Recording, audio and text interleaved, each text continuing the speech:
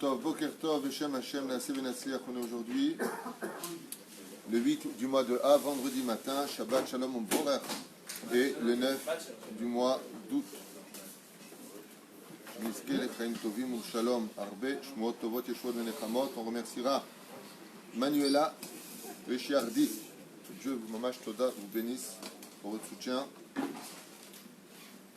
Patricia Slama Yekara, Hashem Varechotach, Myriam Shish Portish qui a cité aussi un shiur, d'ailleurs je vais le noter, parce qu'aujourd'hui le shiur sera dédié pour Alicia Kochavadre pour l'élévation de l'âme de Yves Eli Ben Yitzhak, Alav Shalom. Ruach Hashem Tenachenu Began Eden Elion Vechol Hashovim Imo. Alors juste un instant.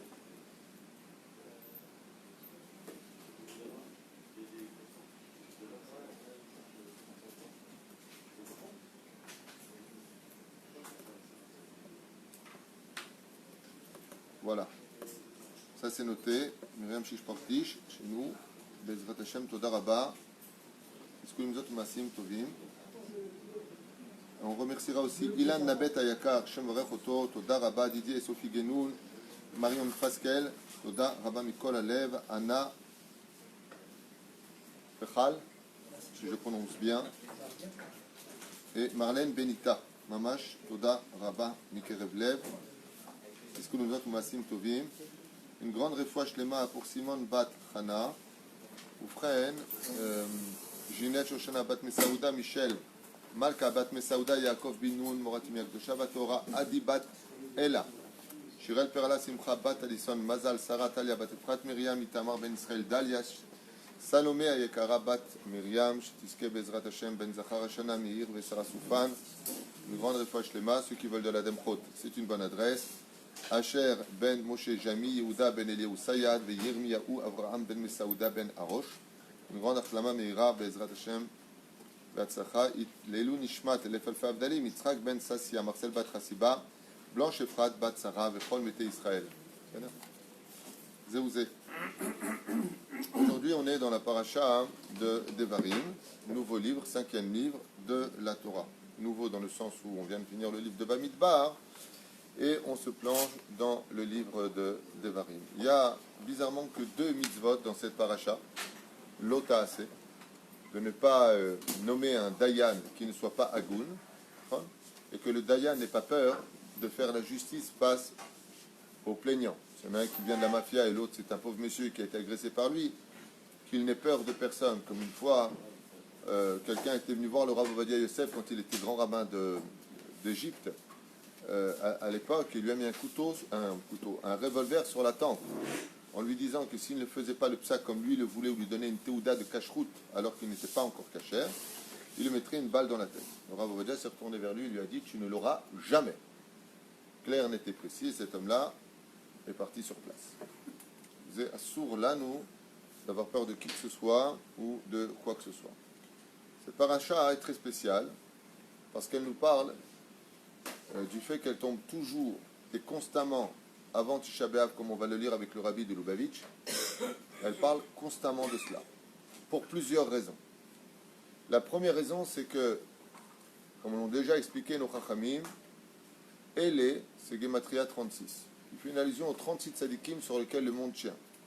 Ce qui fait que même si nous on ne se comporterait pas comme Kivyachol, il le faudrait, étant donné que le monde tient sur 36 tzadikim, Akadosh Baruch Hu, sur cette base-là, il nous dit toutes les choses de votre vie tiendront sur eux. Ele Hadevarim.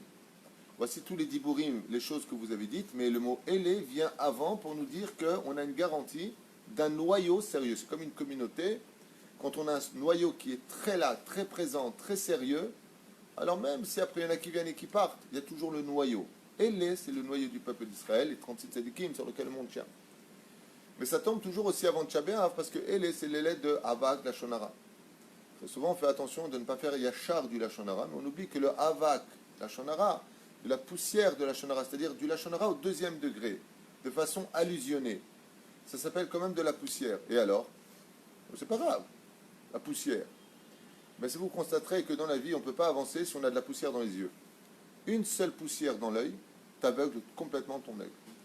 Après, les Chachamim nous disent, fais attention, pas simplement au Moti Shemra, bien entendu, il est évident que le Motzi Shemra est une chose qui n'a presque pas de kapara. Faire un mauvais nom à une personne. Des fois, on n'aime pas quelqu'un dans la famille. Ça arrive. J'ai entendu hier, dans une famille qui sont venus me voir, qu'une personne a dit de l'autre, oh, moi j'aime bien cette famille, mais enfin, c'est une famille qui se prend pour Dieu, qui, je sais pas, il se croit tout le temps au-dessus des autres. J'ai regardé la personne, je lui ai dit, c'est vous qui avez dit ça de la famille? Alors la personne m'a dit, ouais, mais c'est la vérité. Hein. Je lui ai dit, vous avez fait un mot de Shemra, et ne vous étonnez pas, excusez-moi pour le mot employé, ça va vous choquer, mais je ne suis pas pour vous plaire, des malheurs qui vont vous tomber dessus. Quand tu viens et que tu parles avec la famille, que tu noircis quelqu'un, tu lui as mis une étiquette sur le dos à vie. Ne t'inquiète pas, hein, que tu vas te mettre une étiquette noire sur ton dos à vie. Faites très attention à ça. Très souvent, on peut avoir des conflits de famille avec la belle-sœur, avec un frère, avec un cousin, mais ça ne te donne pas le droit de le salir aux yeux de la famille. Ça ne te donne pas le droit. Sauf s'il y a un danger général réel, avec l'autorisation du Rav et des témoignages, qui démontrent que là, vraiment, il y a une mitzvah une mitzvah, pas une avéra. Mais très souvent, c'est pas comme ça. Quand tu as quelqu'un qui rentre dans la famille, qu'est-ce que tu dis? Je l'aime pas. Et tu vas voir les autres, de toute façon, lui, je l'aime pas. Pourquoi? Parce qu'il y a eu ça et ça. Aval Habibi, ça c'est déjà du Motzi Shemra. Tu viens lui mettre une étiquette de quoi? De la confiance qu'on met sur toi, sur lequel ce langage passe chez les autres, et après tu dis ça bloque. Je comprends pas, je mets les tefilines, je fais Shabbat, je mange kasher, je donne de la tzedaka. Et ta longe noire là-haut qui a été créée qui dit, quel abruti celui-là alors? Elle est à Devarim, voilà les choses que tu racontes. Tistom et tapé shelcha. Tu as un conflit, tu vas le régler, mais tu ne fais pas une mauvaise image de l'autre. Et la pire des choses au monde, c'est de mettre une étiquette. Quand tu as une étiquette sur le dos, pour l'enlever, il faut se lever de bonne heure. Comme il a dit Eric tout à l'heure, c'est comme qu'on parlait des lois du mikvé. Quand tu as les étiquettes qui sont collées comme ça, mais bien collées, combien il faut d'eau bouillante et frotter. Et avec tout ça, avec l'onglet, tu grattes et tu grattes. Une étiquette sur le dos d'une personne, c'est pas moins grave que cela. C'est de la pure sin'a Shem Yishmor V'Rachem. C'est une des raisons pour lesquelles on lit ça avant Tisha B'Av, parce que c'est exactement ce qu'on a fait pour la destruction du temple. C'est exactement ce qu'on a fait. Troisième explication, parce que cette paracha extraordinaire, et le livre de Devarim qui s'appelle Mishneh Torah, c'est le surnom qu'on lui donne en général, qui revient d'une certaine façon sur les 3 livres exactement précédents, et les ramener ici dans un nouveau langage, une nouvelle façon d'exister, vient nous dire aussi comment faire des remontrances. Dans le livre de Bamidbar, on a vu que sur place, Moshe Rabbeinu il a fait des remontrances en direct. Amorim Atem, vous êtes un peuple de rebelles, patati patata, de front chazit en face. Vient ici, le livre de Devarim nous apprendre que les réflexions, quand on veut les faire pour construire une personne, on les fait de telle façon à ce qu'on lui montre par remez, s'il le comprend, il le comprend, et s'il ne le comprend pas, il ne le comprend pas. Mais on lui montre par des allusions ce qui ne va pas chez lui. Parce que nous avons une mitzvah tassée d'Oraïta, une mitzvah de la Torah, pour laquelle le Beth Amikdash a été détruit. Comme ça nous disent les Chachamim. Lama, le Beth Amikdash a été détruit. Qui gvar lo chichu et ha'am. Parce qu'il ne faisait plus des remontrances au peuple en disant ce que vous faites n'est pas bien. Rabbi Akiva dit de toute façon, depuis moi, plus personne ne saura faire des remontrances. Alors vient maintenant cette paracha-là, avant Tisha B'Av. Et elle nous dit que quand on veut faire des remontrances à une personne, il faut le faire comme Moshe Rabbeinu l'a fait. Qu'est-ce qu'il fait Moshe Rabbeinu? Arrête, je ne comprends pas. Juste avant la paracha qui précédait le livre de Devarim, c'était parachat Mas'eh, qui veut dire les stations qu'on a fait. On arrive maintenant dans la paracha de Devarim, et on reprend des stations qu'on a fait. Tu donnes ça à un psychiatre, Goy, il va te dire ils sont fous, ils ne savent pas écrire, ils savent pas quoi écrire dans la Bible. Arrête, c'est ce que tu viens de faire avant. Tu me parles des 42 stations dans le désert. Là, j'aime, tu tournes à paracha, nouvelle paracha. Hot Pam, tu me parles de quoi? Des stations qu'on a fait. Et là, non. Les stations qu'on a fait, on expliquait la semaine dernière pourquoi on les a citées, plusieurs raisons. Mais les stations qu'on fait dans la paracha de Devarim ne sont pas là pour parler des stations Goufa, d'elles-mêmes. Et là, de quoi? De revenir parler des problèmes qui ont lieu dans ces endroits, parce que la teshuva ne peut se faire que quand tu reviens sur les mêmes stations, et que là-bas tu regrettes. Donc, je vais te le dire, seulement au lieu de te dire, bon, n'oubliez pas, vous avez fait la faute du Vaudor, Vedi Zahav, c'est une station. Là-bas, vous êtes tombé. Dai, dit, c'est le mot dai. Ça suffit avec l'or. Pour rappeler, ne cherchez pas trop d'or. Ah oui, pourquoi? La faute du veau d'or. Donc, on va faire. Moshe ne nous dit pas, et les mecs, vous avez fait la faute du veau d'or. Il va nous rappeler des stations. Comme la station la plus importante qui concerne le point de rendez-vous et la chute que dit le rabbi de Lubavitch ici, et pas que lui, j'ai lu dans d'autres livres aussi, ceci étant, c'est quoi? La faute des Meraglim. Et c'est pour ça que Devarim se lira toujours avec le Shabbat Chazon, Ishayahu. Pourquoi? Parce que la faute des Meraglim a un lien direct avec la Tisha B'Av. Et quel rapport entre les deux, Abraham? Entre les Meraglim et Tisha B'Av, quel rapport? Parce que la faute des Meraglim est venue du fait qu'on ait dit du mal de la terre d'Eretz Israël, et que le soir où ils ont tous pleuré en disant quoi, on est sorti d'Égypte dans la galoute, 40 ans dans le désert pour entrer, pas 40 ans dans le désert, c'était juste avant que ne soient décrétés sur eux les 40 ans. On est sorti d'Égypte pour entrer en Eretz Israël, et cette terre-là est hostile, il n'y a pas de Parnassa, c'est quoi ces peuples, c'est quoi ta, on ne pourra rien faire, c'est trop dur Eretz Israël, l'éducation à la lapanim. Qu'est-ce qu'il a fait à Kadosh Baruch Hu? Il leur a dit, puisque vous avez pleuré cette nuit-là, alors je vous donnerai des raisons de pleurer jusqu'à la fin du tikkun final. C'était Tisha B'Av. Mais la reine, bien cette paracha explique le rabbi. Et il nous dit comment faire des allusions de telle façon à ce que les réflexions soient faites, mais constructibles et non pas destructibles. C'est-à-dire faire attention dans votre éducation, quand Bezrat Hashem, vous aurez le mérite et le devoir, comme le demande la halakha, d'emmener vos enfants, c'est une halakha d'emmener ses enfants à la Beth Knesset, jusque la halakha dit que le fils ne priera pas derrière le père, mais un fils peut tout à fait s'asseoir à côté de son père, il n'y a aucun problème, al-pi halakha dans ce domaine. C'est une grande mitzvah d'amener son enfant à la Beth Knesset et de l'asseoir près de soi et de l'éduquer pour l'habituer depuis petit à répondre au Kaddish Amen, à écouter les prières, même si lui ne sait pas prier. Il enregistre les Choneranena, les Chadodi, et ainsi de suite. Et si des fois il dérange un petit peu, ben c'est du devoir du père. Il sort 2 secondes de la synagogue, il lui demande de se calmer, il rentre à la Beth Knesset, Bezrat Hashem, pour 2 raisons. La première, c'est que Bezrat Hashem, ça apprend à l'enfant, comme on le voit ici, grâce à Dieu, des décennies, tous ces enfants qui viennent les uns après les autres, et ayant grandi aujourd'hui, ils connaissent toutes les prières par cœur, parce que même s'ils ne les faisaient pas, au moins ils les écoutaient, la Neshama enregistre et comprend, on lui apprend à vivre en société, et puis en même temps, il fréquente des enfants qui vont à la Beth Knesset, la reine, d'où l'importance d'amener vos enfants à la Beth Knesset, c'est une mitzvah, je le rappelle, du Chinuch, Vedibar Tabam. Cette mitzvah-là nous demande, et c'est Moubab Gab Shulchan Aruch, qu'on se doit d'éduquer nos enfants, sauf s'ils dérangent. C'est-à-dire qu'effectivement, si les enfants ne se comportent vraiment pas bien, parce qu'ils sont tout petits, parce qu'en général, quand ils sont grands, ils comprennent un peu mieux, et bien dans ce cas-là, même si des fois ils sortent jouer et qu'ils rentrent, ce qui au moins ils attrapent, vous savez à quoi ça ressemble d'ailleurs ça, dans l'éducation? C'est comme si je te dis, sur les 1000 diamants qu'il y a là-bas, ou t'en prends rien ou tu prends rien. Qu'est-ce que tu prends? Un diamant. D'accord? Même si ton fils il sort dehors et qu'il rentre et dit Amen, Yesh Merabah Kaddish, c'est déjà dans la poche. La reine de Vadaï qu'on doit emmener ses enfants à la Beth Knesset, et que Vadaï qu'il faut les asseoir près de nous comme le fait tous, quand vous amenez vos enfants, Adam avec ses 2 enfants à côté, Baruch Hashem, et les autres qui ont leurs enfants près d'eux, puis des fois un enfant il fait des bêtises, il se lève, il va à droite, on donne une sucette, on lui caresse la joue, on lui dit Kol hakavod pour ce que tu fais, et c'est comme ça qu'on a grandi, c'est comme ça que nos grands-parents nous ont fait grandir, et c'est comme ça que, comme dit le Zohar HaKadosh, une Beth Knesset où il n'y a pas d'enfant, c'est une Beth Knesset retraite, c'est-à-dire qui n'a pas d'avenir.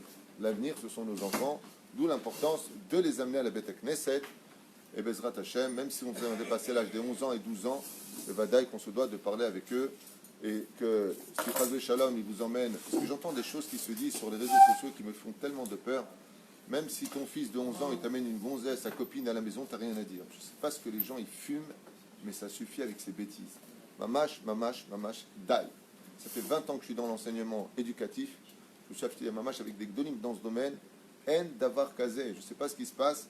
On est dans la génération de Cool and the Gang. C'est à toi d'imposer les lois. Et tu parles avec ton fils. Je me souviens que dans ce Beth Midrash, j'ai fait la bêtise énorme d'amener un rave. Énorme. Où après un travail extraordinaire sur l'éducation ici, les filles et les garçons, c'était vraiment itraskou meod. Vous savez de qui je le disais? Des enfants eux-mêmes. Ce rave est venu ici et il a fait sa dracha. catastrophique. On n'a rien à dire à nos enfants. Si les yeshivot ils veulent plus y aller, c'est parce que c'est les yeshivot qui sont bêtes, ils sont plus élevés que ça. Vos enfants, ils sont plus élevés que vous. Mais des trucs que même les joints, quand tu les fumes, ne font pas un tel effet. Résultat, toutes les filles qui étaient tsniout ici, le lendemain, sont jus de coupe. Alors qu'elles tenaient bien, elles faisaient le ulpana, elles faisaient les choses comme il le fallait. T'as vu, maman, ce qu'il a dit? T'as vu? Rabota, il fait très attention. Vous voyez, le rabbi le dit ici, il fait des allusions, Remez, tu parles, tu fais les choses. Moi, j'ai éduqué mes enfants, ils ont pas avoir 20 ans, 25 ans. Si ça ne va pas, je m'assois avec eux, je parle. Celui qui donne que du chesed dans cette génération finira avec un gros coup de pied au derrière. C'est une très grave erreur d'éducation. Et je vous demande de faire attention à tous ces enseignants et tous ces enseignements qui sont faux, mais qui peuvent appartenir à une certaine catégorie, par contre, d'enfants. Ça veut dire que ça peut être valable pour tel cas, mais pas pour la généralité. La généralité veut, comme le disent les Chachamim, que les enfants connaissent leurs limites. Il a fait une mitzvah d'emmener son enfant à la synagogue, de l'éduquer dans ce domaine. Bezrat Hashem, comme moi je faisais avec mes enfants qui étaient très turbulents quand ils étaient jeunes. Je leur faisais des promesses à la synagogue. Au bout de 2 heures, quand ça devenait dur le Shabbat, oui, ben, je les ramenais à la maison tranquillement et je revenais prier. Au moins, ils avaient pris ce qu'ils avaient pris. C'est comme ça qu'on éduque ses enfants. Et quand ils ont 11 ans, 12 ans ou 13 ans, il faut leur apprendre qu'à la maison, il y a encore papa et maman qui sont vivants, et qu'on ne fait pas ce qu'on veut dans la maison. Il y a des lois. Tout comme à 20 ans, 30 ans, 40 ans, il y a des lois sur la route. Hein. Il y a des lois sur la route. Feu rouge, feu vert, céder le passage, stop, limitation de vitesse, tu vois, et pourtant, tu as plus de 11 ans. Donc, c'est exactement la même chose. Il faut simplement, depuis petit, éduquer nos enfants que papa et maman ne sont pas morts, qu'il y a des lois et qu'il y a surtout un dialogue qui doit avoir lieu dans les couples, du mot « Ele adevarim ». Voici les choses que tu mettras devant eux. Et pourtant, on avait grandi. Au début, on a fait « nous, nous, nous ». Et puis maintenant, on parle. C'est ce qui se passe dans la Torah. Ken? Et donner un sahar. De donner un sahar à un enfant. Oui, il y a une très belle histoire dans la Chassidoute. À la synagogue. Oui, j'ai compris. Tu sais, le sahar du Olam Haba, on peut faire un remazim comme ça. Non, pas aller jusqu'au Olam Haba avec un enfant, mais un très... Ah tiens, tu poses une question, laisse-moi te répondre, Yatiko. Ben oui, dis-lui, Henri. Il y a une très bonne histoire dans la Chassidoute qui parlait d'un enfant qui a dit, moi je ne viendrai à la Beth Knesset. D'ailleurs, c'est aussi l'histoire de Rabbi Yossi Ben Pazi dans la Gemara, avec son rave, le rave Shaoul. Et il y a une très belle histoire comme ça qui raconte que l'enfant, il a dit à son père, je ne viendrai à la synagogue que quand je prendrai les gros bonbons. Il y avait des bonbons qui coûtaient très cher à l'époque. Aujourd'hui, tout est basé. Mais à l'époque, les choses avaient de la valeur. Et le Rav, il lui a dit, très bien, emmène-le. Et pour lui, spécialement, ils allaient acheter pour 1 rouble, pour lui, une très grosse sucette spéciale avec plusieurs couleurs. Et puis l'enfant a grandi, et le Rav est venu le voir et il lui a apporté la sucette. C'est honteux, il a regardé comme ça, c'est honteux. Torkede chez l'olishma balishma. Vous savez que quand on amène un enfant au Talmud Torah, on lui met du miel sur la première page de Bereshit, et l'enfant lèche le livre avec le miel dessus. Vous savez ce minag? Comme ça, il le fait encore. Moi, je l'ai fait avec mes enfants, c'était à Soukat David. J'avais emmené mes enfants là-bas, et donc ils prenaient le livre du Aleph, donc le Bereshit, et ils léchaient le miel, une goutte de miel qui était posée comme ça sur la couverture du livre. Pourquoi? Zabatra la voûte vache, pour t'enseigner que la Torah doit être enseignée avec du miel, avec de la douceur, bédivré noam. Mais en aucun cas laisser faire les enfants ce qu'ils veulent. Au contraire, nos enfants sont malheureux parce que justement on ne leur dit plus où sont leurs limites. Il faut parler avec eux, il faut s'asseoir avec eux, il faut leur expliquer que ce qu'ils font c'est pas bien et que plus jamais ils recommencent ce genre de choses. Moi, grâce à Dieu, mes enfants n'ont jamais, d'abord ils sont religieux, mais n'ont jamais pensé à amener leurs copines à la maison parce que même au niveau de la pensée, je ne les ai jamais permis de penser une chose pareille. Ni sous influence, ni pas sous influence. C'est là, c'est pour ça. Même si cette génération a beaucoup besoin de nous. Tov. אומר הרבי מלובביץ', זכר צדיק וקדוש, יברכה זכותו תגן עלינו, נזכה לחיים טובים ושלום. את פרשת דברים קוראים לעולם, בשבת שלפני תשעה באב, on lira cette paracha toujours avant תשעה באב, ויש בה רמזים רבים לעניינו של תשעה באב, parce qu'il y a beaucoup d'allusions dans la paracha avec תשעה באב. אחד הרמוזים תמוד באזכור חטא המרגלים בתוכחתו. Et la faute principale, c'est le Meraglim, qui est fait en allusion de Moshe Rabbeinu sur les enfants d'Israël. Shekan alayla shebo bechol bnei Israël. Beikvot divrei meraglim ayat Tisha B'Av.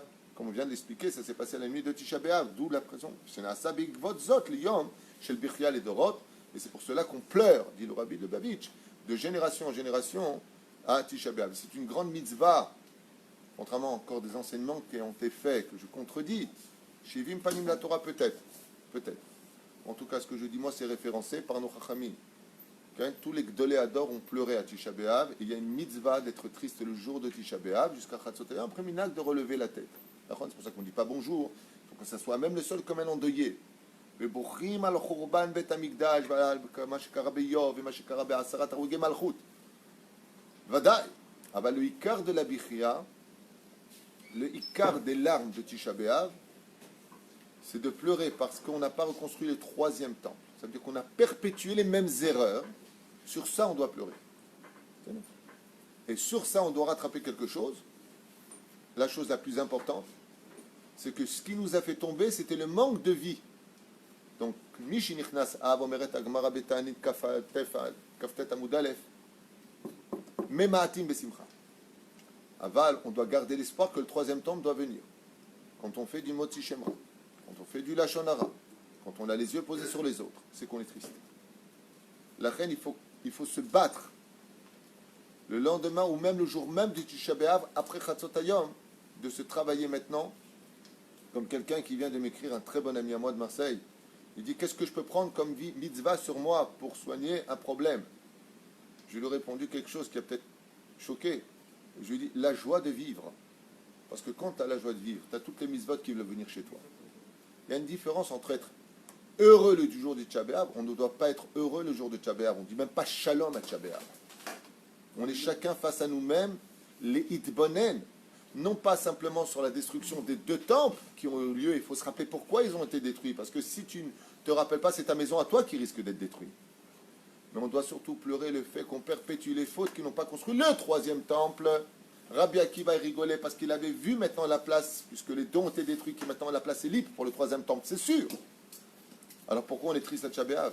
Parce que ce troisième temple n'est pas encore reconstruit à cause du fait qu'on perpétue cette haine, ce Lashon Hara et ce Motzi Shemra, tout simplement. On ne pleure pas sur les époques passées, on pleure sur notre époque. Parce que chaque Tisha B'Av vient commémorer la destruction du temple, pas qui a été détruit il y a 1951 années, mais il a été détruit depuis 1951 années parce qu'on n'a toujours pas fait Teshuvah sur ces années. Ça veut dire que ça fait 1951 années qu'Akadosh Baruch Hu nous attend pour nous donner le troisième temple. Al-Zet tzarich lifkor. כאשר משה מזכיר את חטא הזה, הוא אומר, ותרגנו בעוליכם, ותאמרו בשנאת השם, אותנו הוציאנו מארץ מצרים. Vous êtes venus, vous avez fait quoi? Vous êtes rappelé de quoi? Rappelez-vous, vous êtes plein constamment. Pourquoi tu nous as fait sortir de la France, de l'Égypte? Pourquoi tu nous emmènes ici? Pourquoi ceci? Klomar Bnei Israël, Ta'anu, Shakajoukhu, sonné Otam. Et qu'est-ce qu'ils ont dit? Il dit le Rabbi Lubavitch, vous comprenez le langage de qu'est-ce qui s'est passé avec Moshe Rabbeinu le soir des Meraglim? Les Hébreux, regardez ce que c'est une étiquette. Ils ont commencé à dire quoi? Pour nous faire autant de mal. Akadosh Baruch Hu doit vraiment nous haïr. Et la preuve d'amour d'Hachem, c'est qu'au lieu de nous frapper, nous, il a tapé le Beth Amikdash. Il a tapé la pierre. Okay? Mais là, c'est pas la même génération qui rentre en Israël. Ils sont morts. Ils nous fait des reproches. Vous dites, vous avez fait ça, mais là, c'est pas la même génération. Il a fait Méod. Alors je répète. Abraham, il dit quelque chose d'intéressant. Il dit, mais là, c'est pas la même génération. Et la génération, ils sont morts dans le désert. Tous les Tisha B'Av, ils creusaient, ils s'enterraient. Vous vous rappelez? 15 000, 15 000, 15 000, 15 000, jusqu'à arriver à 600 000. Sauf les derniers, les 15 derniers 1000, ils ne sont pas morts. Donc Abraham se bat, il dit, mais pourquoi c'est eux? Le créateur du monde, les fautes des parents, il le reporte sur les enfants. Mais dans quelles conditions, dit Rashi? Si ces mêmes enfants perpétuent la faute des parents. Une fois qu'on est rentré en Eretz Israël et qu'Emor Yoshua Benoun et les Zekenim, qu'est-ce qui s'est passé? Shoftim, la chute libre. On a recommencé à faire du Lashon Hara. Et on a recommencé à laisser tomber les lois. Ah, tu vois pas, Dieu, de toute façon, qu'est-ce qu'il peut nous faire? Donc, étant donné qu'on a révélé le Kitroug, et c'est ce que j'explique. Alors, pourquoi nous, maintenant, on devrait être tristes si les deux temples ont été détruits? C'est pour laisser la place au troisième. Donc, à la limite, Yahleliwai. Ouais. Alors, pourquoi on est triste? Eh bien, parce que, malheureusement, la raison pour laquelle ça a été détruit, on la perpétue. La preuve en est. Sinon, il y aurait le Beth Amikdash. Donc, Moshe Rabbeinu, il prévient. C'est là. La Meraglim, elle vient... La faute des Meraglim, elle vient après quelle faute? Myriam. Myriam. Ouais. Myriam a fait du Lashon Hara, parachat de Be'alotecha. Ouais, à la fin, bonne réponse. Be'alotecha. Myriam fait du mot avec Lashon Hara. Les Meraglim, tout de suite après, ils viennent, ils font la chose. Qu'est-ce qu'il dit Rashi? Lo asukal bahomer. On vient de voir quelqu'un qui est puni. Vous recommencez.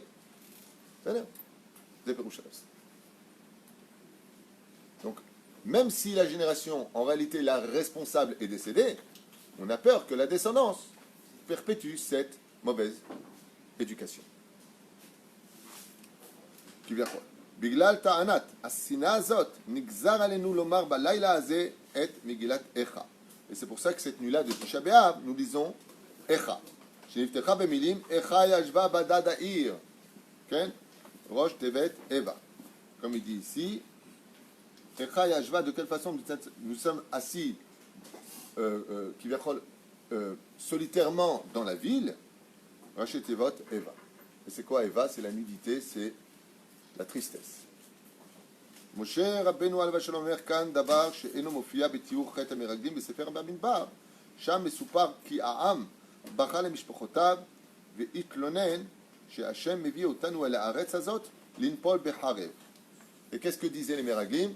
Faites attention, quand vous allez en Israël, je le dis en hébreu pour que les gens ne croient pas que je trafique comme j'ai envie de trafiquer, vous allez tomber là-bas, c'est dangereux.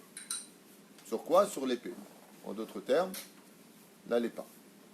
Ta'ana shenovat michoser emuna. Et celui qui dit que celui qui va en Israël il tombe, c'est quelqu'un qui a un grand problème d'emuna. Be'echolet Hashem, dans le pouvoir de Dieu. Puisque c'est Dieu qui nous demande de monter. Comment est-ce que tu peux douter de ce que Dieu te demande? Donc apparemment tu crois que c'est toi qui fais les choses. À moins que tu aies des intérêts personnels de ne pas vouloir monter en Israël, comme le cas des Meraglim. Comme l'explique le Sefer Hasidim. Oulam kan mosif Moshe. Maintenant vient Moshe, il rajoute Shebnei Israël ta'anu ki az hakadosh baruch hu ki yavchol sonné otam. Et Moshe Rabbeinu maintenant il vient leur dire le problème, c'est que non seulement c'est vous qui avez un problème de manque d'émouna, mais à cause de ce manque d'émouna, on peut même dire maintenant que vous êtes arrivé à penser que Dieu vous déteste. Dieu ne vous aime pas. Chas v'shalom. עוד אומר משה רבנו, ותרגנו בעולכם, כלומר נוסף על טענות הגלויות שמפורטות בספר במדבר, התכנסו בין ישראל באוהליהם והתנוננו על הקדוש ברוך הוא.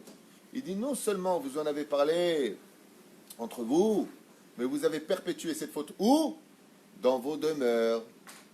Dans vos demeures. Et ici il y a un remède qui est fait extraordinaire, terrible et extraordinaire. Regardez ce qu'il nous dit le Rabbi Lubavitch, ce grand sage de l'étude de la Torah et de la Chassidut. Il dit, qu'est-ce que vous avez fait? Quand vous étiez dans le désert, vous avez commencé à parler du mal d'Hachem. Ok, vous étiez sous l'influence des autres. Mais dans vos tentes, dans vos familles à vous, qu'est-ce que vous avez fait? Vous avez continué dans vos tentes. Be'aolehem. Et ici, il y a un remède extraordinaire. Qu'est-ce qu'il a fait à Kadosh quand il a voulu détruire les enfants d'Israël? Il ne nous a pas détruits à nous. Il nous a emmenés en Galoute. Qu'est-ce qu'il a détruit? Le Beth Amikdash. Maintenant qu'il n'y a plus de Beth Amikdash, si on perpétue cette faute, qu'est-ce qui reste à détruire? Nos maisons, les divorces, le balagan. Le remez nifla. Vous avez compris ce qui vient de s'expliquer? Vous avez continué ça dans vos demeures, à l'extérieur, sous l'influence de tous les Meraglim, je comprends. Mais si chez vous, vous aurez fait tchouva, il n'y aurait pas eu de problème. Il dit, maintenant, tu ne t'étonneras pas pourquoi. Quand il y a eu la première perte du premier temple, le deuxième temple, Dieu il a dit, au lieu de frapper les enfants d'Israël, je vais frapper ma maison. Mais maintenant qu'il a frappé sa maison, le deuxième temple, qu'est-ce qui reste à frapper? Et où est-ce qu'on voit ça en parachat de Metzora? Quand Dieu il envoie la lèpre pour punir quelqu'un à cause de son Lashon Hara, où est-ce qu'elle va la lèpre? Au début, sur les murs, et après, sur ses vêtements, et après, sur lui. Donc tu vois que quand il frappe la maison, c'est pour pas te frapper toi. C'est pour ça qu'il y a une épreuve dans ce monde qui est l'équivalent de la mort. Bidjou. Quand tu déménages, quand tu passes d'une maison à une autre maison, c'est une capara, au lieu de mourir, tu déménages. Il y en a un jour, il m'a dit, punaise, j'ai déménagé 10 fois en 3 ans. Je lui ai dit, t'étais 10 fois Chayam Mita. Il y a des bons déménagements. Quand tu passes de la location à l'achat. C'est la mort avec Triat Ametim. Ma'ayu, Rigonotehem, הביא רש"י הקדוש בשם המדרש, שהם רגנו על עצם העובדה שהקדוש ברוך הוא הוציאם ממצרים. Sur quoi ils se sont basés, les enfants d'Israël, pour dire que Dieu ne les aimait pas, parce qu'il les a fait sortir d'Égypte? Je rêve. Asher admata shotam et me'anilus. Que là-bas, l'eau de l'Égypte, elle buvait du Nil. Ouais. Asher admata shotam et me'anilus. Ve'u mevi'am l'Eretz Israël, shinskakim lechazeh kshamim. Et là, qu'est-ce qu'il dit le rabbi? Il dit, mais tu te rends compte? Quand on était en Égypte, c'est vrai qu'on était en esclavage. Métro, boulot, dodo, rue du Caire, rue d'Aboukir, le Sentier, la totale, oui. Mais au moins, il n'y a pas besoin de prier, il n'y a pas beaucoup de pluie qui tombe en Égypte, c'est très rare. Pratiquement pas. Il dit, mais par contre, en Eretz Israël, la pluie, elle vient du ciel. Il faut avoir l'autorisation d'Hachem pour avoir de la pluie. C'est pour ça que c'est une bracha la pluie en Israël. Mashiv haruach morid hageshem. Une bracha. Il dit là-bas, tu ne travailles pas. On va te donner le chômage, on va te donner la RSA, on va te donner le RMI, on va te donner les... C'est encore plein de choses. C'est déjà pas mal. C'est déjà pas mal. Hein? Allocation logement, allocation célibataire, allocation j'ai pas d'oseille, allocation... On va te donner. C'est pour ça que les Français ils ont beaucoup de mal, je vous dis franchement. Mais je vous dis franchement, le mec qui vient de France en Israël, il fait une chute. Au niveau du social, c'est difficile. Hein? Marche ou crève. C'est ça que tu es en train de dire. En Israël, je sais pas. Moi, je vois pas ça. Il y en a qui ont 2-3 ans. Okay. Ça se mérite. D'ailleurs, je vais te dire une chose. Ce qui est extraordinaire, quand je parle avec les Russes, même à l'Amérique, je parle en Ukraine, et ce qui vivait à Moscou et tout ça, il y a beaucoup de commerce. Ils sont très bien en Israël. Il dit, c'est normal, il faut travailler, quoi. Parce qu'en Russie, il n'y a pas le social de la France. Et les Américains, quand ils viennent ici, il n'y en a pas un qui repart. Ils sont très bien ici. C'est le même système qu'aux États-Unis, quoi. Je veux dire, il y a juste 320 millions d'habitants. Mais quand en France, on t'amène tout sur un plateau où moins tu travailles, plus tu gagnes d'oseille, et ceux qui travaillent payent pour ceux qui n'ont pas d'oseille, oui, c'est la jalousie des Français, sans les critiquer spécialement, mais c'est un état de fait. Ouais, pourquoi toi t'es riche et moi je suis pas? Parce que c'est lui qui l'a décidé. Tu vas pas me violer mon monde. Mais si ces mêmes pauvres étaient riches, j'aimerais bien les voir, eux, de l'autre côté. Parce que la France est un pays extraordinaire dans le domaine du social. Allez, va et que tous les pays soient comme ça, c'est magnifique. C'est la manne qui tombe du ciel, la France. Franchement, kol hakavod. Tant mieux pour eux.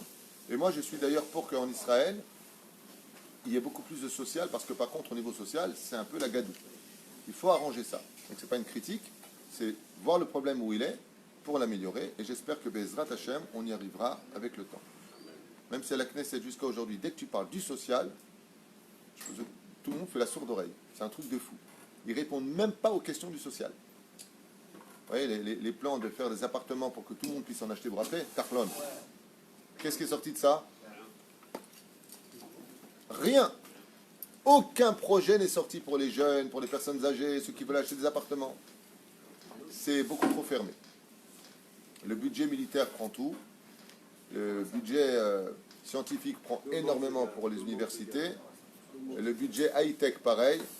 Et le reste, c'est très très difficile. Mais grâce à Dieu, nous, on a mieux que la France. On a Hachem. On a Dieu. Nous, on a Hachem. Notre sécurité sociale, c'est lui. Avec très peu, grâce à Dieu, on fait beaucoup.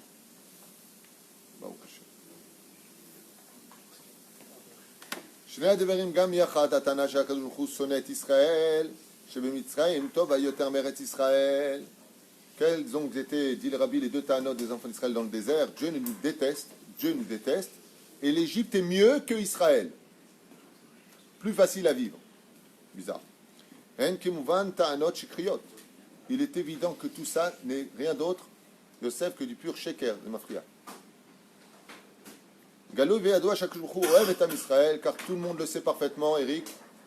Vous pouvez juste arrêter 2 minutes, ça rend le service. Sham Israël ava, que l'amour que nous porte Hachem est au-delà de toute notion humaine. Là-bas, il y a des bitouilles. D'ailleurs, ça fait extrêmement mal à Hachem quand lui essaie de te sauver de ton Gehinam, de tes Gilgulim, de tes fautes que tu fais toute la journée, et qui te met des petits bâtons dans les roues pour que tu arrêtes, pour te réveiller, et toi tu dis arrête, tu me détestes. Ça lui fait du mal à Hachem. C'est comme une maman qui se lève la nuit, les yeux épuisés, mal au rein, avec des varices, qui donne le lait à son fils, et le fils il dit maman, pourquoi tu me détestes? Pourquoi tu m'as réveillé? Il dit parce que c'est ton heure de boire ton lait, mon fils. C'est que du bonheur. Omer Khan, Galouvé Adoua Shekoujoukhu, Oev et Am Israël, Ahava Sheba Lidé Bitoui Benissim Agdolim. Toute la journée, Dieu te sauve de tout, des décrets, tu n'as même pas notion, et des grands prodiges pour toi toute la journée. Chassarem Bemitzraim, qu'il aura fait aussi en Égypte. Beyamsou, Bamidbar, vous avez oublié combien de fois Dieu nous a sortis des pétrins. Kemochen Barou, il est évident. Chez Birkat Akshamim, Olat Asarat Monim, Al Birkat Anilus. Et c'est pour cela qu'en Israël, il n'y a pas de Nil. Pourquoi? Pour qu'on voit la bracha d'Hachem. Les Égyptiens, ils ne voyaient pas la bracha de Dieu. Le Nil, c'est un fait naturel. Marée haute, marée basse, la totale. Il dit, mais il a voulu nous montrer en Eretz Israël combien il était proche du peuple. Et que quand ça ne va pas, il faisait la sécheresse comme un indicateur. Si tu te trompes de chemin, alors je vous pose une question.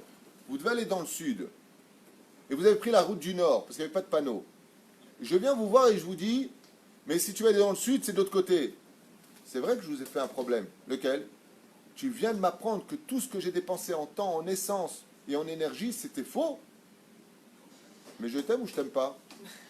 Si je t'aime pas, qu'est-ce que je vais dire? Oh ouais, continue, je suis mort de rire. Ah, merci, merci. Non, je t'ai pas rendu service. Je viens de te faire encore perdre plus de temps et plus d'essence et plus de fatigue. La reine, quand Dieu il est en train de te dire qu'en Israël, dit le Rabbi, il n'y a pas de Geshamim, il n'y a pas de pluie, c'est pour t'indiquer que votre comportement n'est pas bécédaire. Et que chaque juif est unique. C'est pour ça que la pluie est très symbolique. Vous avez remarqué que les gouttes se ressemblent toutes. D'ailleurs, on se ressemble comme deux gouttes d'eau. On a la même âme. Mais quand la pluie tombe, il n'y a pas une goutte qui touche l'autre. C'est pour t'enseigner que faites attention à votre façon d'être. Et la pluie, on apprend autre chose de lui. Quand tu veux supporter l'autre, reste transparent comme une goutte d'eau. Et puis que quand tu vois que l'autre il t'écrase, tu donnes de la vie au sol. Ça veut dire que quand tu te sens humilié par l'autre ou défait par l'autre, ne t'inquiète pas.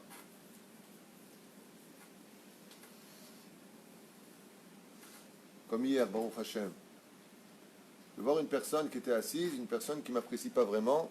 Il y en a une dans la ville, je vais le voir, je lui serre la main et je lui fais la bise. Ni il bouge, ni il se lève, ni rien. Ça va David? Sakalti alav amartilo, mashlomcha. C'est pas un arabe de venir et de descendre vers lui, Kalva Chomer, qu'il n'est rien de plus que moi. Amartizat kufa nechona. Yatzati mize, Baruch Hashem, sameach meod. Sameach meod. Devant ses copains et copines, ah, supériorité. Aval. Avalani a cité tamutal alay. Je viens vers toi, je te dois rien, absolument rien. Je viens vers toi, je te serre la main, même pour un étranger, tu te lèves. Gahava vabouz, shemishmor virachem. Gahava vabouz.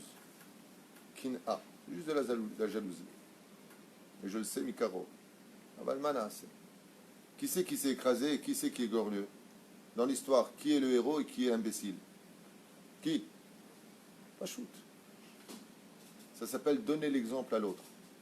Alpidine, j'avais aucun devoir de le faire. Aucun. Mishum Gvod Torah. C'est comme une goutte. Elle s'écrase par terre, mais en même temps, qu'est-ce qu'elle fait? Elle va faire grandir des plantes magnifiques. C'est comme ça, quand tu sais t'humilier, quand tu sais tenir la tête basse, quand tu essaies de faire le shalom, quand tu essaies d'approcher une personne, ne crois pas que c'est toi qui es le moins que rien. Mais toi, tu deviens l'exemple à donner. Aval, surtout pendant cette période. Surtout pendant cette période. C'est la période où Béhémet, il faut aller se voir les uns et les autres, faire le pas. Je viens vers toi, je me penche vers toi, je t'embrasse, Mialev, pas hypocrite, pas stam. Mialev, pourquoi? Ça s'appelle Ahavat Rinam. J'ai aucune raison de t'aimer, j'ai pas du tout besoin de toi, alors pas du tout, tu m'intéresses même pas, mais tu es un juif. Et on est dans la période de la haine gratuite. Alors je viens vers toi et je t'embrasse et je me plie, même si Al-Pi Halakha on n'a pas le droit d'appeler un rave par son prénom, surtout en public, c'est calvachomer, mais c'est une façon de montrer supériorité. Moi, je suis au-dessus des autres. Si ça te fait plaisir, c'est ça ton médicament? T'as un tel mal de vivre, va cacha. Va cacha. יצאתי משם ממש שמח מאוד. אמרתי ברוך השם. Le créateur du monde, il fait ça tous les jours avec nous. Il est le roi des rois, il est Dieu, et il descend nous écouter à nous, alors que nous, on ne se comporte même pas comme il faut. C'est-à-dire, on fait du lachon hara, on sort dehors. Ribono shel olam, fais-moi des bons contrats aujourd'hui. Alors que Baruch Hu, il dit, qu'est-ce que tu veux, mon fils? Waouh! Waouh! Il m'a Kadosh Baruch Hu, il fait ça. Il y a une Gemara, avec Rabban Shimon ben Gamiel. Il s'est levé pour servir les Chachamim. Il a pris la cruche de vin, il a servi les Chachamim. Attends, Rabban Shimon ben Gamiel, c'était le Nassi, c'était le prince de la Torah à cette époque. Il me dit, Kvod Arav, c'est vous qui nous servez? S'il a répondu, il dit, si Abraham il a servi des étrangers, le Kalvachom Erani. Si Abraham il a servi des étrangers, des nations du monde. C'est ce qu'il pensait voir, les 3 anges. Pas plus forte raison nous-mêmes. Notre Torah, c'est pas le rabbi, ce qu'il a dit, c'est intéressant au niveau de la Yédia. C'est la période où on doit tous descendre. C'est pour ça qu'on s'assoit au sol. Et avoir les gens avec qui on est en bisbise et leur dire, il faut qu'on parle. Je veux t'inviter à boire un café. Ma asiti lecha, ma tarotzi mimeni. Qu'est-ce que je peux faire pour arranger ma vie? N'aie pas peur de venir donner l'exemple. Parce que Akadosh Baruch Hu ne cherche dans ce monde que des exemples. Zot haïzdamut. Encore une fois, je ne parle pas des pervers narcissiques et des gens qui ne s'arrangeront jamais, des problèmes psychologiques aigus. Je ne parle pas de ça. Je parle des gens qui sont un peu perturbés, qui sont normaux dans l'ensemble. Zazman de faire le shalom, Irvod Tisha B'Av. Que tu rentres dans le deuil en disant Hachem, voilà, je t'ai apporté un cadeau. Ahavat Chinam. Comme j'ai eu le mérite de le faire hier matin avec une personne que j'ai été voir. מוכן ברור שברכת הגשמים עולה 10 מונים על ברכת הנילוס, כן? את מי הנילוס יש להביא אל השדות. Et il te dit, j'adore le rabbi comment il explique les choses, c'est magnifique. Tu entends ce qu'il dit? Il dit, je vais te montrer la différence entre moi et le Nil. C'est vrai que c'est les Égyptiens, le Nil, ils montaient. Et qu'est-ce que faisaient les Égyptiens? Ils prenaient des dlaïm par milliers de personnes, ils allaient les jeter dans les champs. Parce que le Nil, il ne montait pas à asperger tous les champs d'Égypte. Il fallait des fois faire des kilomètres et des kilomètres dans des cruches avec l'eau pour l'emmener. Une fois que c'était fait, il fallait prendre de l'eau et jeter. Il dit le Rabbi Lubavitch, et si les gens réfléchissaient un petit peu plus, puisque vous, dans le désert, vous dites, ouais, là-bas, on avait de l'eau constamment, on n'avait pas besoin de la pluie. Il dit, mais quand Dieu te fait descendre sur les champs, pourquoi tu as besoin de la pluie? Pour cultiver. La pluie, quand elle descend, c'est comme un arrosoir du ciel sur tout le territoire. Donc c'est quoi? C'est du chesed, Dieu faisait le travail pour toi. Tandis que dans le Nilous, c'est vrai que tu l'avais, mais c'était une mauvaise partie du gâteau. Mieux vaut une petite part de gâteau bien fraîche qu'une grande tarte périmée. C'est Machou Masbir pour. Tirez Mazar Rahmanout au niveau technique, combien que il t'aime. Yesh la alotam le sham bedlaim, avec des seaux. Car on verra que le Sheretz Israël, l'Okeretz Mitzrayim, il n'y a rien à comparer, aucun territoire au monde ne peut être comparé avec la terre d'Israël. Aucun lieu n'est mieux à vivre au monde que le territoire d'Israël. Et même si l'Égypte est comparée au Gan Eden, dans Masechet Ktubot, oui, ils l'ont mis à la karsoul chez l'Eretz Israël. Elle n'arrive pas à la cheville d'Eretz Israël. Et là, Eretz Israël est matara shamaim kishtemaim. Et quand Baruch Shakhamim em bracha gdola yoter mimei anilus. Et le Rabbi il finit ici, on va faire le sikoum, et il dit Baruch que la pluie d'Eretz Israël, tout comme le shekel d'Eretz Israël, est une monnaie. La vie en Eretz Israël, le fait de vivre en Eretz Israël, tu achètes ta maison en France, est-ce que tu as fait une mitzvah? Non. Tu achètes ta maison en Israël, est-ce que tu as fait une mitzvah? Et Yachef Temba. Tu marches en France, est-ce que tu as fait une mitzvah? Non. Tu marches en Eretz Israël, pour aller n'importe où, peu importe, tu as fait une mitzvah? Rien que de marcher chaque pas en Eretz Israël, c'est un ange que tu crées. Mais ça, quand est-ce que tu te rendras compte? Quand tu pars de ce monde à 120 ans, Tisha B'Av, ça rappelle la destruction, la mort. Okay? Tu fais comme ça. C'est quoi tous ces anges? Ça, c'est chaque pas que tu as fait en Eretz Israël. Et pourquoi ils disparaissent? C'est pour chaque lachon hara que tu as fait sur les pas que tu as fait en Eretz Israël. Attention. Ne regrette pas tes mitzvot. Des fois, tu rentres comme ça, tu dis qu'est-ce qu'on a fait de partir? On aurait mieux fait de pas partir, on a tout perdu. Machin. Tu es en train de perdre tes mitzvot. Le Yitzhara était humilié, fanenu, meharenu. Système est tapé. Kapara. T'inquiète pas. Avec tout ce que tu as perdu, tu n'as pas perdu 1 kilo. T'inquiète pas. Tu manges autant. Ken, monsieur les Le temps sera aussi, comment est-ce qu'on lira la paracha de Dvarim? Comment est-ce qu'on lira les Teder de Mahat qui parlent des destructions du temple? Sheila Tova pose monsieur, professeur Lévi Ayaka. Il dit, mais quand tu auras le troisième temple, le dévoilement du Mashiach, parce que s'il y a le temple, c'est qu'il y a déjà Mashiach avant, puisqu'il doit construire le temple pour prouver qu'il est Mashiach. Eh bien, la réponse est simple. Pour l'instant, imagine un homme qui prend une super orange, et il prend l'épluchure d'orange et il la mange. Il dit, pour repérer à il mange l'épluchure d'orange. Et pendant 20 ans, il était persuadé que manger l'orange, c'était manger l'épluchure. Oui, c'est ce qu'on fait depuis qu'on a reçu la Torah. On ne mange que l'extériorité de la Torah. La pnimiout de la Torah n'a pas été encore consommée. Vient le père, Mashiach arrive, et il dit quoi? Mais qu'est-ce que vous faites là? Ben, on mange de l'orange. Mais non, l'orange c'est ça, tiens, goûte. Oh! Quand viendra la Torah, nous allons rentrer dans le sol de l'étude. Et là, Abraham ne sera plus Abraham, Yitzhak ne sera plus Yitzhak, parce qu'il sera à côté de nous, bien sûr. Il y aura Triat Ametim, Be'ezrat Hashem. Donc quand tu vas dire Rabbi Shimon, il a dit dans le Zohar, il sera juste à côté de toi. Rabbi Shimon, qu'est-ce que vous voulez dire ici, je t'en prie? Tu n'as pas besoin d'aller chercher les commentaires de Rashi, il sera en face de toi. Quand tu auras la Géoula, on va étudier la Torah dans une dimension, on va comprendre d'un coup que nous étions dans une pierre extérieure. Le Ma'ad Avardomé, c'est comme quelqu'un qui rentre comme ça pour aller chez une autre personne et il dit, ah, c'est très très très beau chez vous. Non, non, je t'explique. Là, tu es dans l'entrée de l'immeuble, c'est pas chez moi. Viens chez moi. On n'est que dans l'entrée de l'immeuble, on croit qu'on est chez le créateur du monde. Non, non, non. Quand tu auras Mashiach, les portes vont s'ouvrir, et là, dans l'étude de la Torah, on va passer dans une dimension tellement importante qu'on pourra proposer tout l'or du monde entier. Personne ne se baissera pour ramasser cet or. Personne ne pourra dire. Je veux dire une chose. Le seul souci qu'on aura dans la vie, c'est de ne pas avoir compris ce qui est marqué dans la Torah. C'est quand tu auras, tu sais, le banquier il t'appelle, tu as un gros découvert. C'est pour ça que tu me déranges, punaise. Qu'est-ce que tu racontes? Il me saoule. Il n'y a que des yichidim comme le roi David et les grands Torah qui ont compris que si on doit avoir des soucis aujourd'hui, c'est de ne pas avoir fini le chasse. Ouais, eux, ils ont raison. De ne pas avoir compris la halachot. Ouais, ça, c'est un gros problème. Parce qu'on est venu pour ça. Le travail est là pour nous permettre de manger, de boire, pour étudier la Torah. Pas la Torah est venue en parallèle ou en marge du travail. Parce que ce que tu prends avec toi dans le monde de l'éternité, c'est pas ce que tu as créé comme société.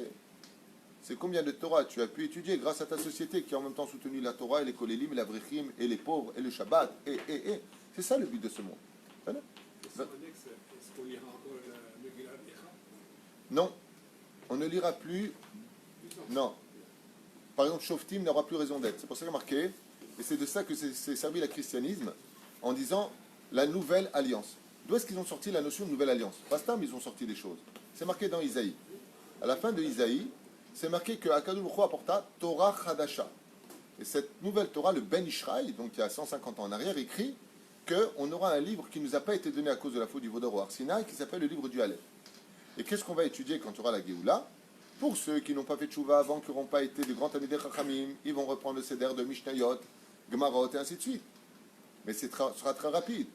Et pour ceux qui auront déjà atteint ce niveau-là, ils vont étudier du Ben Ishraï, le livre du Aleph. Et le livre du Aleph, il parle de qui? De la fameuse question que se posent trop souvent les enfants, qui est Dieu? Là-bas, ça s'appelle le livre du Anochi, je suis. Et là-bas, on va comprendre réellement qui est Hachem. Il n'a jamais eu de père, qu'il a créé le temps, l'espace-temps, les molécules, patati, patata, conception de l'homme, de l'univers.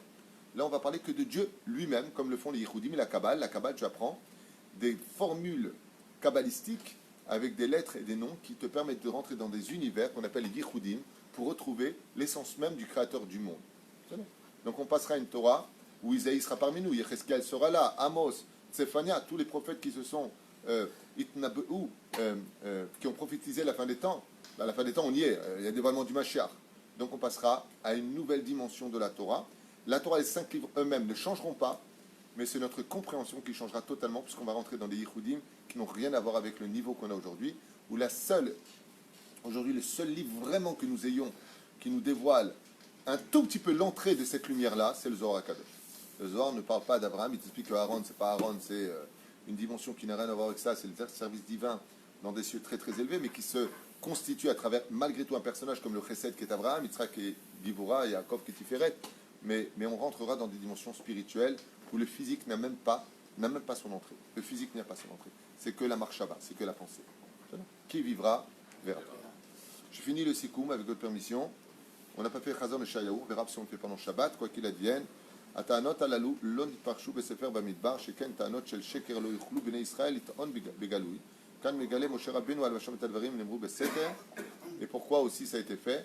Étant donné qu'ils ont parlé dans leur chambre, dans leur maison בסתר, est venu maintenant Moshe Rabbeinu leur rappeler aussi que même dans le secret des choses, quand tu fais du Lachon Hara et que personne ne te voit ou ne t'entend, eh bien, Akadosh Baruch Hu, c'est tout ce que tu fais en cette terre.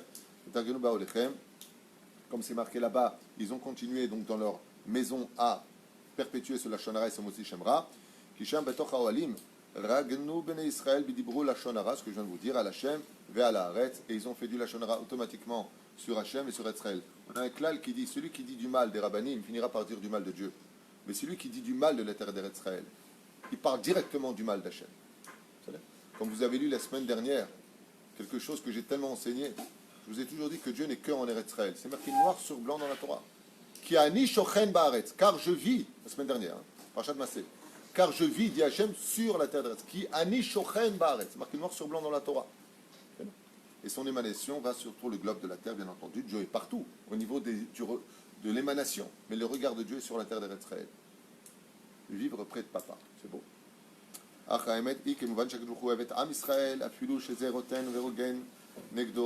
Même si on faute, même si on dit du mal d'Hachem, Dieu reste toujours dans son entité avec nous, dans son amour pour nous, comme le stipule Rashi, car il vous aime, il vous a toujours aimé, le Créateur du monde. Et quand est-ce que Dieu vient montrer son amour incommensurable? Justement, le Shabbat qui précède Tisha B'Av. Pour donner de la force au peuple d'Israël, dans ces jours-là, d'où on doit garder l'espoir de la Géoula qui sera éminente. Et pour cela, je finirai juste à vous dire une phrase tellement importante qui est en rapport avec le cours qu'on a fait pour l'élévation des deux âmes de Shirel et de Sarah, Aléhem, Hachalom, c'est qu'il faut croire au peuple d'Israël. Et là, il y a un séquer extraordinaire qui est sorti, incroyable qui est sorti. Je ne sais pas si vous êtes au courant, mais depuis ces 10 dernières années, on n'a jamais enregistré un tel retour à la Torah et à la Teshuvah que les 10 dernières années qu'on est en train de passer. Même chez les Russes, j'ai appris ça hier, même chez les Russes, il y a un énorme retour à la Teshuvah. Mamash, à la tradition juive, au retour du juif. Bien entendu, comment est-ce qu'on peut le savoir? Puisqu'il y a beaucoup de sectes qui viennent s'installer à Ashdod, à Jérusalem, à Tel Aviv, pour les attirer. Il faut savoir que Bezrat Hashem, le peuple d'Israël est capable de faire Teshuvah en un seul jour, en une seule minute, en un seul shiur. Il faut croire simplement en cela. Et la preuve en est, c'est que Dieu nous attend. Et si Dieu qui sait tout, qui voit tout et qui nous a créés, il l'attend, c'est qu'il sait qu'on est capable de cela. Priam Israël, et que ce jeûne de Tisha B'Av n'ait pas lieu, parce qu'il y aura peut-être la reconstruction du temple, on a encore demain pour pouvoir le frapper. Et c'est pas Minastam que ça tombe Shabbat, parce que Shabbat, la plus grande mitzvah de Shabbat, c'est la joie de vivre, c'est le shalom, c'est Shabbat Shalom. Donc peut-être que ce Shabbat sera peut-être à l'éveil, Bezrat Hashem et Tzliach, le dernier jour qui sera pour nous l'espoir de ne pas jeûner. Ce n'est pas une question de jeûner, pas jeûner, de ne pas nous asseoir au sol pour recompter. Voici la 1951e année du Khurban Bet Hamikdash. Nizke le Geoula Shlema. Shabbat Shalom Vorach. N'oubliez pas de prendre vos enfants, surtout à la Bet Knesset, de leur donner de l'amour, de leur donner des cadeaux, de les gâter Bezrat Hashem, mais aussi de leur apprendre que dans la vie, il y a des limites à ne pas dépasser. Zakobo.